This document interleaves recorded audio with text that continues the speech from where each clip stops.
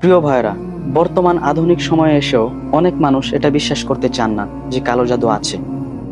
100% sure যে কালো জাদু আছে, এটা আপনারা কোরআন এবং হাদিস ঘাটলেই বুঝতে পারবেন। যে ব্যক্তি কালো জাদু করলো কিংবা তার আশ্রয় নিল, তারা উভয়ই কুফর এবং শিরিকের অন্তর্ভুক্ত হলো এবং তারা উভয়ই জাহান্নামে যাবে।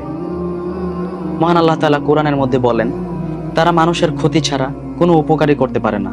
কালো জাদু একটি ধ্বংসাত্মক খেলা।